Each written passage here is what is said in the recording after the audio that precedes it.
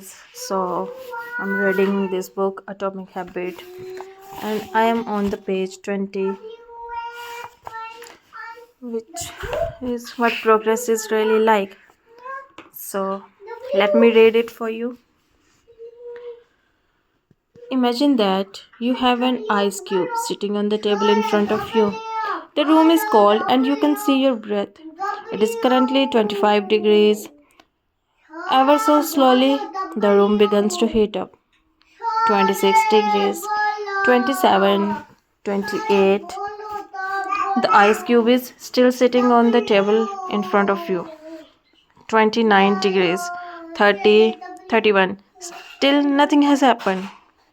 Then 32 degrees, the ice began to melt. A 1 degree shift, seemingly no difference from the temperature increase before it, has unlocked a huge change.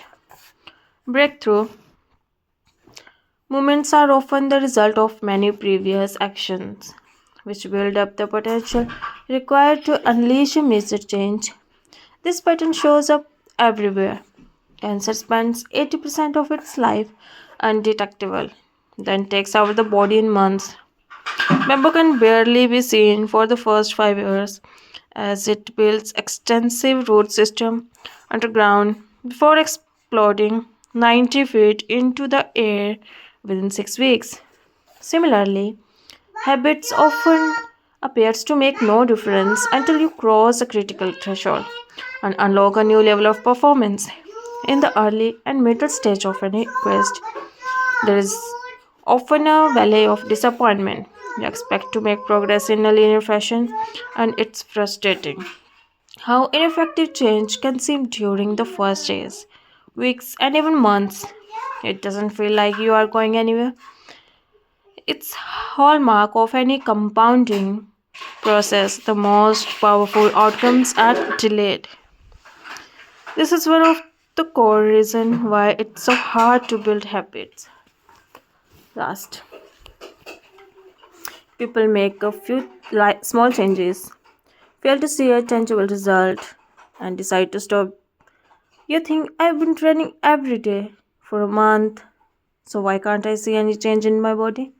Once this kind of thinking takes over, it's easy to let good habits fall by the wayside.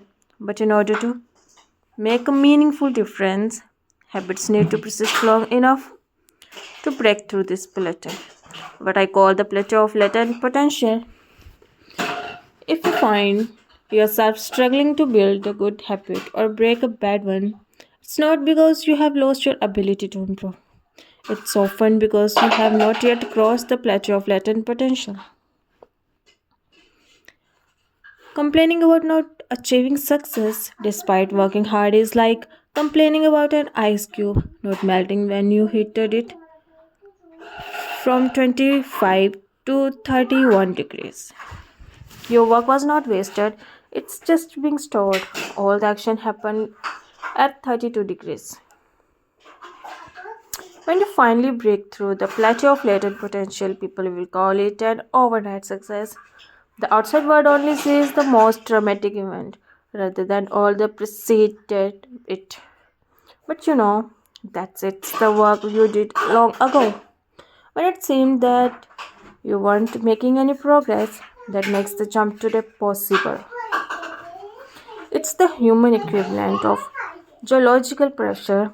Two tectonic plates can grind against one another for millions of years. The tension slowly builds all the while. Then one day they rub each other once again in the same fashion they have for ages. But this time the tension is too great. The earthquake erupts. Change can take years before it happens all at once. History required patience. The San Antonio Spurs, one of the most successful teams in NBA history, have a quarter. From social reformer Jacob Riis hanging in their locker room. When nothing seemed to help, I go and look at the stonecutter hammering away at his rock. Perhaps 100 times without as much as a crack showing in it. Yet at the 100th and the first blow it will split in two, and I know it was not that last blow that did it, but all that had gone before. So this is the graph. Next. All big things come from small beginning. The seed of every habit is a single tiny decision, but as that decision is repeated, a habit sprouts and grows stronger. Roots entrench themselves and branches grow. The task of breaking a bad habit is like uprooting a powerful oak within us. And the task of building a good habit is like cultivating a delicate flower one day at a time. But what determines whether we stick with the habit long enough to survive the plateau of latent potential and break through the other side? What is it that causes some people to slide into unwanted habits and enable others to enjoy the compounding effect of good ones?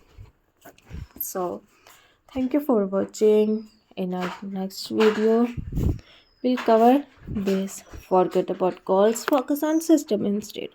Thank you for watching. Please like, share, and subscribe my channel.